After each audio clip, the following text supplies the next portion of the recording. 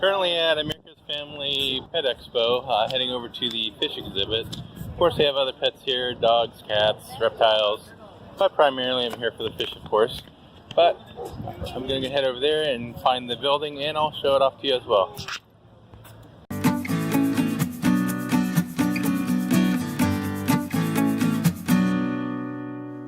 So I found the aquatic part of the expo here, and I am approaching the building right now, and so I'm going to go inside and check it out for you guys. So let's go check it out. And here's the building that we're entering. Of course, they call it the Aquatic Experience here, but anyways, I'm going to go inside and see what they have.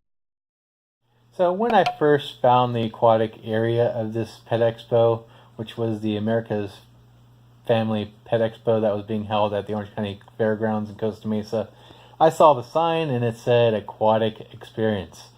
So I'm thinking to myself, are they stealing that name from the big convention that's in New Jersey that a lot of other fish tubers and other people in the fish fam community have gone to? Did they steal this name? But then actually I was walking around the building where the Aquatic Experience was, and I figured out that it was one and the same. I saw some banners, not really a banner, but a little area you could take your photo at, where you get your kids up and take a photo, and it said the Aquatic Experience presented by the WPA. I think that was the initials, but you can actually see it in the picture right here, right there. And so it looks like it's just the same organization that actually puts that together, actually helping out with this one in this area. So no one's stealing a name, no one's using a name that they shouldn't, apparently. I just found that interesting that the Aquatic Experience was there, and I kind of guess got a little taste of the Aquatic Experience, but I'm sure the real Aquatic Experience in New Jersey is probably a little more fun, but that might be an experience I may never know unless I decide one day to just take a trip to New Jersey and actually go to the convention there. But if you've gone to the Aquatic Experience in New Jersey, and let me know down in the comments what you feel about it, and comments on that. Maybe it'll get me to actually go there one year and see the expo there. So anyways, let's go ahead and go inside of this little building where the Aquatic Experience was, and I'm going to go ahead and show you what was in there. So let's go take a look. So as you walk into the Aquatic Experience here at the Pet Expo, you saw these tanks. They were raffling these tanks off. You buy tickets. You put your tickets in the numbers that correspond to each tank that you want to win. So each tank had its particular number, and all the proceeds went to help a good charity to give to. Basically, these two tanks, I put tickets to win these basically because I have room for these. All the other tanks in there, I really don't have the room. You will see one other tank I did put tickets in to win as well. I'll show you that as well in a second. Now, all proceeds went to Pets in the Classroom to help them out, to put pets in the classroom so their students can actually learn more about animals and have a learning experience with them. Of course, each tank had fish. This one has gourmets. Now, if you did win the tanks, you got pretty much everything, the filters and so forth.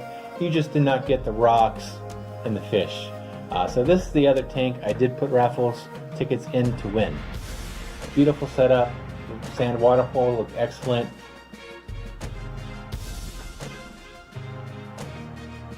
But one thing to keep in mind as well, if you did win, they were handing out gift certificates as well, so you could buy your fish or whatever you need for the tank, which is also nice because you really don't want to take these home and just set them up with the live fish to begin with.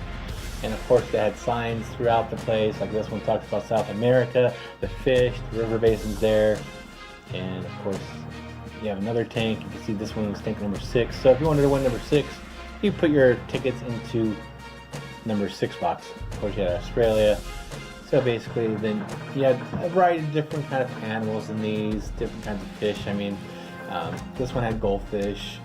Keep in mind these are temporary displays just to show for the expo. Okay, this is tank. Now I wish there's some things I wish they did, just make sure people aren't like setting things up incorrectly.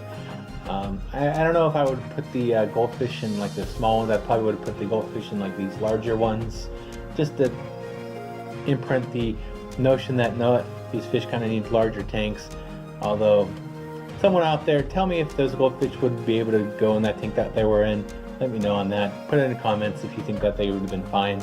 I'm not quite sure what kind of goldfish they were though, so more knowledgeable people on goldfish might know better. And like I said, all the proceeds to this raffle did go to Pets in the Classroom. Now, in a second, you will see the tank I really would have loved. I just don't have the space for it, which was 150 gallon, which is this one right here. It has glowfish in it. I really don't care for them, but you know what? Win this tank, aquascape it the way you want it. So, awesome work. Awesome charity to give to on this. So I'm right here, I'm standing in the aquatic area of the Pet Expo, and basically this is an aquatic veterinarian service. Basically you don't see many of these around where I'm at. I don't see many veterinarians that do. This right here is Dr. Sanders. Is this your practice? Yes, I'm the owner-in-chief veterinarian of Aquatic Veterinary Services.